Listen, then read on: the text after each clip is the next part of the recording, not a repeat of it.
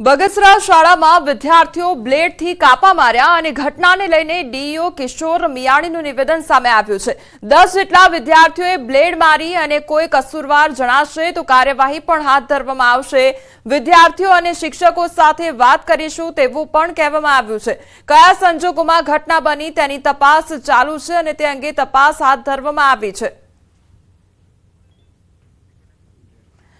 તો બ્લેડ થી જે કાપો મૂકવામાં આવ્યો છે વિદ્યાર્થીઓ દ્વારા તેને લઈને અનેક સવાલો ઉદ્ભવી રહ્યા છે કે આખરે કયા કારણોસર આ પ્રકારની ઘટના સર્જાઈ છે તેને લઈને પણ તપાસ હાથ ધરવામાં આવી છે। તો અમરેલીની આખી આ ઘટના કે જ્યાં શાળામાં બ્લેડ મારવામાં આવી છે વિદ્યાર્થીઓ દ્વારા બાળકો દ્વારા અને તેને લઈને તપાસ હાથ ધરવામાં આવી રહી છે।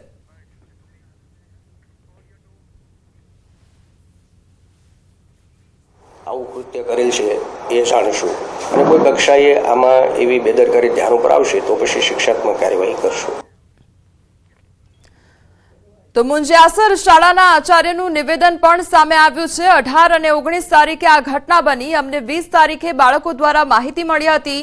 અમે વાલીઓ સાથે મીટિંગ પણ કરી તો બાળકો અંદરો અંદર ગેમ રમતા હતા। મારે તો 10 રૂપિયા આપવાના, કાપો ના મારે તો સામે 5 રૂપિયા આપવાના, તે પ્રકારની ગેમ રમતા હતા। બગસરાના મોટા મુંજિયાસર ગામની શાળામાં બ્લેડકાંડ બાદ જિલ્લા પ્રાથમિક શિક્ષણ અધિકારીએ શાળાની મુલાકાત લીધી। વાલીઓ અને ગ્રામજનો સાથે બેઠક યોજી મુલાકાત કરી છે। ઘટનામાં 8 થી 10 ફક્ત બાળકો સામેલ હોવાનું જિલ્લા શિક્ષણ અધિકારીએ રટણ કર્યું છે। કોઈ કસૂરવાર જણાશે તો પગલાં લેવાની ખાતરી પણ આપવામાં આવી છે। મેં પૂછ્યું ત્યારે અમને તો એ લોકો એક જ જવાબ આપ્યો કે અમે આવી ગેમ એકબીજા રમીએ છીએ એમ કે ભાઈ કાપો એક કરે તો 10 રૂપિયા આપવા ને ન થાય તો 5 રૂપિયા તારે મને પાછા આપવા, એવું એવી કંઈક અંદરો અંદર એવી ગેમ હતી। તો અમરેલીના બ્લેડ કાંડ પર કોંગ્રેસ પ્રવક્તા મનીષ દોશીએ પણ પ્રતિક્રિયા આપી છે। તેમણે કહ્યું છે કે આ ગંભીર વિષય છે। આ વિષય પર ન ફક્ત ચિંતા પરંતુ ચિંતન પણ જરૂરી છે। પણ આપણા સૌના માટે ખાસ કરીને બાળકોની માનસિક જે મેન્ટલ હેલ્થની વાત છે એના ઉપર સરકારે સૌથી મોટું અત્યારે કામ કરવાની જરૂર છે। સમાજની અંદર કુટુંબો, સંયુક્ત કુટુંબ તૂટી રહ્યા છે, વિભક્ત કુટુંબો આવી રહ્યા છે અને બાળકો મોટા ભાગે ઓનલાઈન ગેમિંગના કારણે જે આઉટડોર ગેમ્સ છે એનાથી વધુમાં વધુ સમય દૂર રહી રહ્યા છે। પુનઃ આપના માધ્યમથી માંગ કરું છું કે આ સમગ્ર બાબતની અંદર સરકાર ગંભીરતાથી લે, માત્ર ચિંતા વ્યક્ત કરવાથી નહીં ચાલે, આની ઉપર ચિંતન પણ કરવું પડશે। 100 કલાકની પોલીસ એક્શન પ્લાન પૂર્ણ થયો છે અને તોફાનીઓ હજુ પણ નથી સુધર્યા। અમદાવાદમાં વધુ એક વખત ગુનેગારોએ જાહેરમાં કાયદો હાથમાં લીધો છે। લાકડીઓથી ઢોર મારતા હોવાનો વિડીયો વાયરલ થયો છે। આંબાવાડી સર્કલ પાસે યુવક પર 4 શખ્સોએ હુમલો કર્યો છે। નિહાર ઠાકોર નામના યુવક પર આ હુમલો કરવામાં આવ્યો હતો તો સૌરભ દેસાઈ, વિજય દેસાઈ અને ધવલ દેસાઈ સહિતના 4 શખ્સોએ હુમલો કર્યો હતો। એક્ટિવા પર જતા યુવકને લાકડીથી ફટકા મારવામાં આવ્યા હતા અને સમગ્ર ઘટનાનો વિડીયો અને સીસીટીવી ફૂટેજ પણ સામે આવ્યા છે। એલિસ બ્રિજ પોલીસ સ્ટેશનમાં આ અંગે અરજી પણ કરવામાં આવી છે। એક તરફ પોલીસ કડક કાર્યવાહી કરી રહી છે અને બીજી તરફ તેમ છતાં પણ અસામાજિક તત્વોનો આતંક હજુ પણ શમવાનું નામ નથી લઈ રહ્યો। હજુ પણ યુવકો દ્વારા હુમલા કરવામાં આવી રહ્યા છે। જાહેરમાં ખુલ્લેઆમ લાકડીઓ મારવામાં આવી રહી છે અને વધુ એક આ ઘટના અમદાવાદ શહેરની સામે આવી છે કે જ્યાં 4 જેટલા ઈસમો દ્વારા એક યુવક પર હુમલો કરવામાં આવ્યો છે। લાકડી અને દંડાઓ લઈને તે લોકો આવી પહોંચ્યા અને હુમલો કરવામાં આવ્યો છે। ભરૂચના અંકલેશ્વરના સુરવાડી બ્રિજ પાસે 2 બાઇક વચ્ચે અકસ્માત સર્જાયો। તેજ રફતાર બાઇકો સામસામે અથડાઈ હતી અને અકસ્માતની ઘટના સીસીટીવીમાં કેદ થઈ છે। ગત રોજ રાત્રિના સમયે અંકલેશ્વરના સુરવાડી બ્રિજ પાસે બેફામ રફતારનો કહેર જોવા મળ્યો। પૂરપાટ દોડતા 2 બાઇક સવાર એકબીજા સાથે સામસામે અથડાઈ ગયા હતા જેમાં બંને ઘાયલ થયા હતા। અકસ્માત બંનેને આજુબાજુના રહીશોએ મદદ કરી અને રસ્તાના કિનારે કર્યા હતા।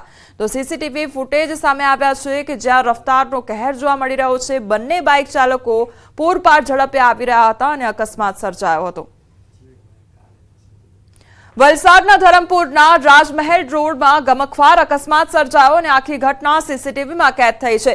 બેફામ કાર ચાલકે બાઇક સવારને હવામાં ફંગોળ્યો તો પૂરપાટ ઝડપે આવી રહેલી i20 કાર ચાલકે બાઇક ચાલકને ટક્કર મારી। અકસ્માતમાં બાઇક ચાલકનું મોત નીપજ્યું છે, જ્યારે કાર ચાલક ફરાર થયો છે। કાર ચાલકને શોધવાની તજવીજ હાથ ધરવામાં આવી છે। સુરતમાં સ્ટંટબાજો સુધરવાનું નામ નથી લઈ રહ્યા। શહેરમાં ફરી સ્ટંટ કરતો વિડીયો વાયરલ થયો છે। કાળા કાચવાળી ગાડીઓ લઈ સ્ટંટ કરતા જોવા મળ્યા છે આ નબીરાઓ। તો બીજો વિડીયો જે સામે આવ્યો છે તેમાં બાઇક સાથે આખા રોડને બાનમાં લેતા હોય તેવો વિડીયો વાયરલ થયો છે। આ વિડીયો વેસુ ગોલ્ડ માઇન પાસેનો હોવાનું અનુમાન લગાવવામાં આવી રહ્યું છે। ત્યારે સવાલ એ થઈ રહ્યો છે કે પોલીસના 100 કલાકના એક્શન પ્લાન બાદ પણ આ નબીરાઓને પોલીસનો ડર જ નથી, તેમ વારંવાર આવા વિડીયો બનાવે છે। આવા ઇસમો સામે કાર્યવાહી જરૂરી બની છે। ઝઘડાની અદાવતમાં મિત્રએ મિત્રના વાહનો સળગાવ્યા। વડોદરાના વારસિયા સંતકવર કોલોનીનો બનાવ સામે આવ્યો છે અને અદાવતમાં મિત્રએ પેટ્રોલ છાંટી બાઇકો સળગાવી દીધી તો મિત્રની મજાક સહન ન થતા મિત્રનું કારસ્તાન સામે આવ્યું છે। પોલીસના મતે જય વાઘવાણી અને અરુણ સરદાર નામના બે મિત્રો વચ્ચે મજાક મસ્તીમાં ઝઘડો થયો હતો, જે બાદ મિત્રની મજાક સહન ન થતા અરુણ સરદારે મોપેડ અને બાઇક સળગાવી દીધા હતા। જો કે આગ બુઝાવવા જતા મિત્ર જય વાઘવાણીના પિતાને પણ ઈજાઓ થઈ હતી। ફાયરની ટીમે આગ બુઝાવ્યા બાદ સીસીટીવી તપાસતા આખો મામલો બહાર આવ્યો હતો તો સીસીટીવીમાં અરુણ દેખાતા પોલીસે તેને દબોચ્યો છે। સુરેન્દ્રનગરમાં દરોડા સમયે નાસભાગનો વિડીયો વાયરલ થયો છે। બેફામ ગતિએ ટ્રેક્ટર નાસી છૂટ્યો હતો અને થાનમાં પ્રાંત અધિકારીની ટીમે દરોડા પાડ્યા હતા તો ટ્રેક્ટર પાછળ રહેલું મશીન પલટી મારી ગયું હતું। જીવના જોખમે ટ્રેક્ટર હંકારી ફરાર થયો હતો તો થાનમાં ગેરકાયદેસર કાર્બોસેલના ખનન પર દરોડા પાડવામાં આવ્યા હતા।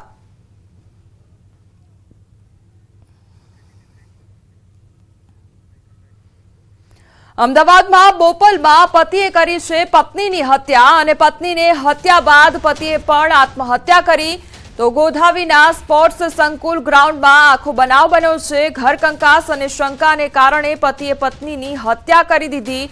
પત્ની ગૌરી રાજપૂતની હત્યા કરી પતિ વિક્રમે આત્મહત્યા કરી છે। બોપલ પોલીસે હત્યાની ફરિયાદ નોંધી કાર્યવાહી હાથ ધરી છે।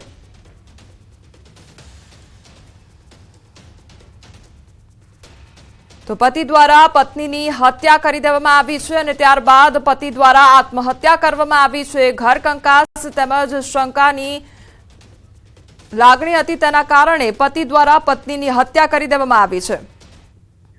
સુરતના સચિન વિસ્તારમાં લવ જેહાદનો કિસ્સો સામે આવ્યો છે, જેમાં એક 16 વર્ષની સગીરાને લગ્નની લાલચ આપી 18 વર્ષીય યુવકે પ્રેમજાળમાં ફસાવી દીધી હતી અને ત્યારબાદ 22 માર્ચે વાસિદ કુરેશીએ ગામમાં પોતાના કિશોર મિત્ર સાથે સગીરાને લઈ ગયો હતો, જ્યાં યુવકે સગીરાને લગ્નની લાલચ આપી તેની શારીરિક છેડતી કરી હતી। જો કે સગીરા જે કારખાનામાં કામ કરતી હતી ત્યાંથી 22 માર્ચે નીકળી જતા પરિવારજનો ચિંતિત હતા। જ્યારે 23 માર્ચે સગીરા પરત ફરી તો તેના ભાઈએ તેને સવાલ કર્યો કે તે ક્યાં ગઈ હતી। જવાબમાં તેણે પોતાની મિત્ર સાથે હોવાની વાત કરી। જો કે સગીરાની વર્તણૂક પરથી તેના પરિવારને શંકા ગઈ તો વધુ પૂછપરછમાં ભાંડો ફૂટ્યો કે તેને વિધર્મી યુવક લઈ ગયો હતો અને તેની છેડતી કરી હતી। પોલીસે આરોપી યુવક વિરુદ્ધ અપહરણ અને પોક્સો અંતર્ગત ગુનો નોંધી આગળની કાર્યવાહી હાથ ધરી છે। બાળકીને આ જે માઇનોર જે છે વિક્ટિમ એને આ બંને જણ જે છે એ ડાબેલ ગામે લઈ ગયેલા હતા અને ડાબેલ ગામે આરોપીના મિત્ર જે કાયદાના સંઘર્ષમાં આવેલ કિશોર છે એના ઘરની બાજુમાં એક નાની ઓરડી હતી, ત્યાં દીકરીને રાખેલી હતી અને તપાસ દરમિયાન હાલના તબક્કે એની જોડે કોઈ દુષ્કર્મ કરેલું હોય એવું જણાયેલું નથી, પરંતુ આ માઇનોર સાથે શારીરિક છેડછાડ કરેલી છે વાસિદ કુરેશીએ અને લગ્ન કરવાની લાલચ પણ આપેલી હતી। અમરેલીમાં વ્યાજખોરોના ત્રાસથી વેપારીનો આપઘાત કરવામાં આવ્યો છે। લાઠી રોડ પર ડેરી ચલાવતા વેપારીનો આપઘાત કરવામાં આવ્યો છે। ઝેરી દવા પી વેપારીએ જીવન ટૂંકાવ્યું। મૃતક પાસેથી મળી આવ્યું સ્યુસાઇડ નોટ તો 35,005% વ્યાજે લીધા હોવાનો ઉલ્લેખ કરવામાં આવ્યો છે। વ્યાજખોરની પઠાણી ઉઘરાણીથી આપઘાતનો ઉલ્લેખ કરવામાં આવ્યો છે।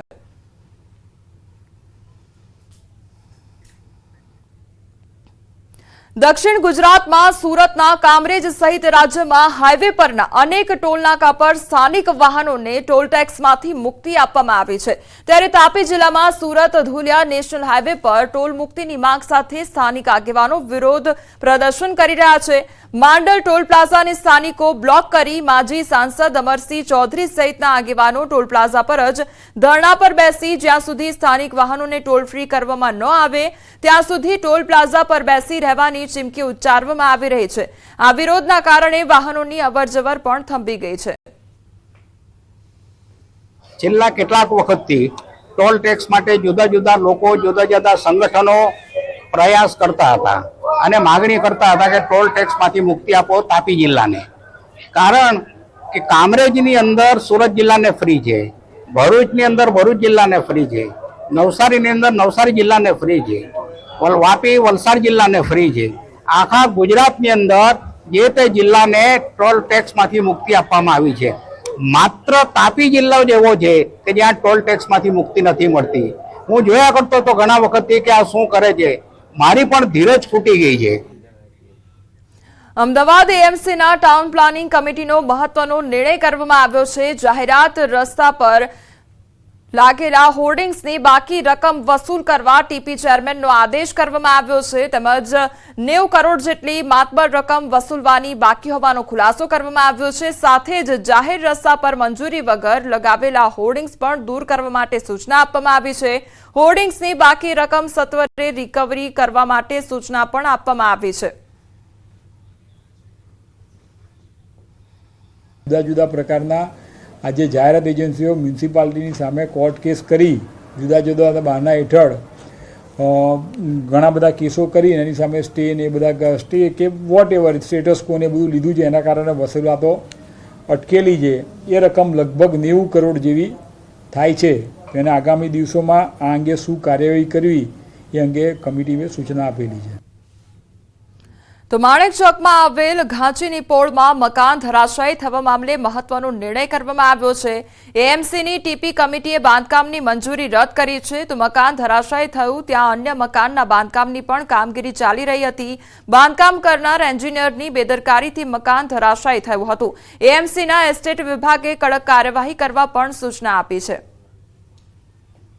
જે મકાન પડી ગયું હતું એની બાજુનો મકાનવાળાએ મંજૂરી લઈને બનાવવાનું ચાલુ કર્યું હતું, પણ એણે કોઈ પણ પ્રકારની પ્રોટેક્શનની વ્યવસ્થા નથી કરી, જેના કારણે આ મકાન પડી ગયું. આપણે એ લોકોને સૂચના આપેલી છે તંત્રને કે આના અંગે જે બી જવાબદાર એન્જિનિયરો હોય એને પ્લાનમાં સહી કરી હોય જે બી હોય એ લોકોને તાત્કાલિક એની લાયસન્સ કેન્સલ કરી દો અને આ મકાનની રજા ચિઠ્ઠી કેન્સલ કરવાની સૂચના આપી દીધી છે.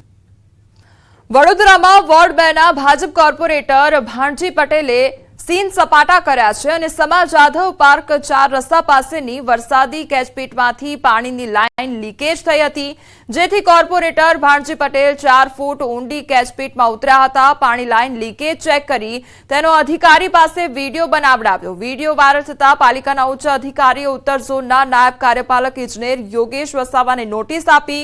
તો યોગેશ વસાવા પાસે ખુલાસો પણ માંગ્યો છે.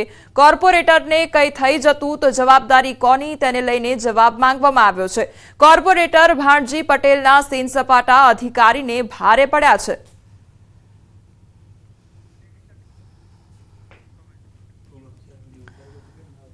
તો અધિકારીઓને હવે સવાલના જવાબો આપવા પડશે, કારણ કે કેચપીટમાં તેઓ ઉતર્યા હતા અને ત્યારબાદ જે લીકેજ થયું હતું તેનો વિડીયો પણ બનાવવામાં આવ્યો હતો.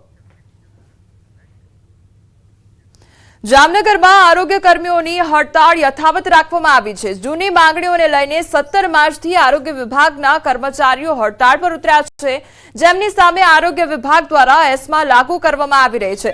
જામનગરમાં 173 હડતાળ પર રહેલ કર્મચારીઓને નોટિસ ફટકારવામાં આવી છે. તેમ છતાં સરકાર સામે આરોગ્ય કર્મચારીઓ લડી લેવાના મૂડમાં જોવા મળી રહ્યા છે.